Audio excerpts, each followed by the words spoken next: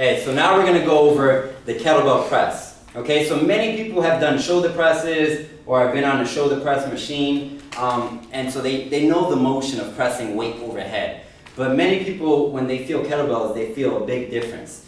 And that's because there's a little bit more freedom when you're pressing a kettlebell because of the way the kettlebell is designed, right? It's a nice cannonball, and then the handles are away from the weight, so it kind of gives an imbalance and a more functional kind of feel to it, right? So you pick up grocery bags, they're always in balance. You're pressing something onto a shelf, right? You're lifting something onto a shelf, it's never really balanced. So the kettlebells are a little bit more applicable to everyday life. Also, a big thing in our society is that we're always like this. We're always on computers, we're always on phones, we're always doing something that's making our shoulders round and get this internal rotation. So then when we do shoulders, many of us do front raises, even lateral raises, and then shoulder presses with a big focus still on the front part of your shoulder. And that's a big error because, again, you're always like this, you're real tight on the front. You don't want to then go to the gym and start working those muscles out more, make them even more tight, okay? You want to balance it out. The kettlebell press is a great tool for that. Opening up your shoulders, creating more flexibility, more mobility, and then in turn, greater strength gains, okay? So real quick, I'll show how a proper kettlebell press looks, and then I'll go over some common errors. So I'm gonna, as always, rack it with a clean, rack the kettlebell. So I got a 16, so I'm in a nice rack position. I can pick my nose, all that good stuff. Then from here, I'm gonna lock out everything. Knees, hips, my glutes are locked. I'm pushing into the ground, and I can even squeeze my opposing hand to generate some more force and contract my body. And then I'm gonna press the weight above head. So if you notice, once I'm in this overhead press position, my arm is in line with my ear or further behind if you have the flexibility. I don't want to go too far back because then I compromise my spine because I'm not that flexible yet. But in this overhead press position, I don't want to be shrugging my shoulder, so I don't want anything like that, creating tension at my neck. And I really want to pack in my lat muscle, okay? So if you can see, my lat muscle actually pops out. Check it out again. My lat muscle pops out because my shoulder's packed in. At the top of the press, just like in the top of the rack, my wrist is nice and straight. Okay, so again, no compromising this and letting the wrist bend, creating danger over there. My elbow is also locked out. Okay, so when I come up, full lockout, and then back down. The other side. So another thing to note, now when I'm over here, check out where the weight is, okay? So most common, I said before, people are working shoulders, they're working the front part of the shoulders. I'm still working the front part of the shoulders, but the weight is bearing on the back side of my body. Okay, the weight is on the back, so my back shoulder, my posterior deltoid, and my medial deltoid are super activated right now and supercharged. Okay, so really good for shoulder rehabilitation. And back down.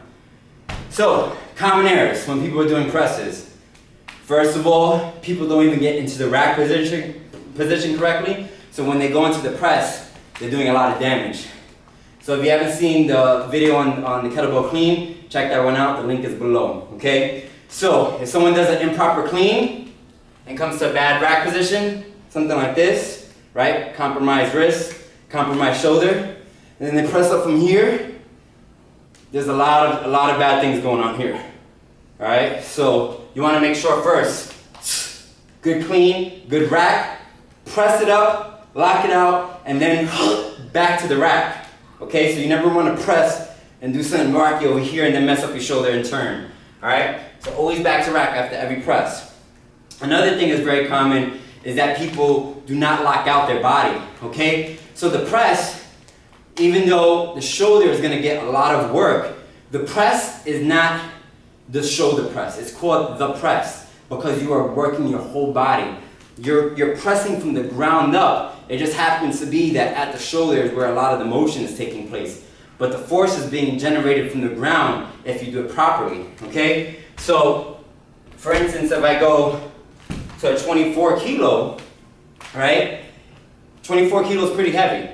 And when I hike it up, and I come to rack position, if I don't have proper mechanics and if I'm not contracting my whole body, I'm not gonna get this bad boy up. But if I do, if I lock out my knees, I lock out my hips, I push through the floor, I generate some extra tension in the opposing hand,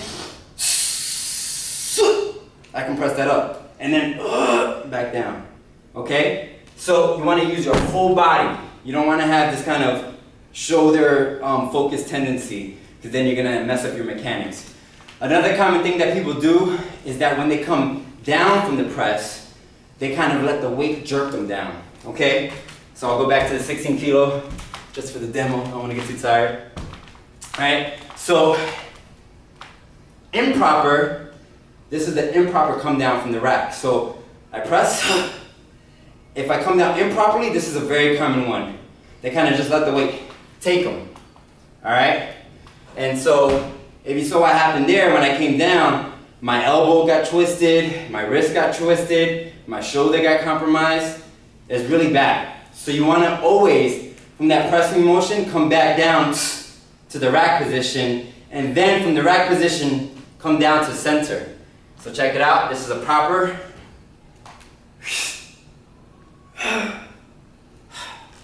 Okay, so always coming into the center of the body so that you don't mess up your elbow, your wrist, your shoulders, all right? And you don't want the weight to just take you down.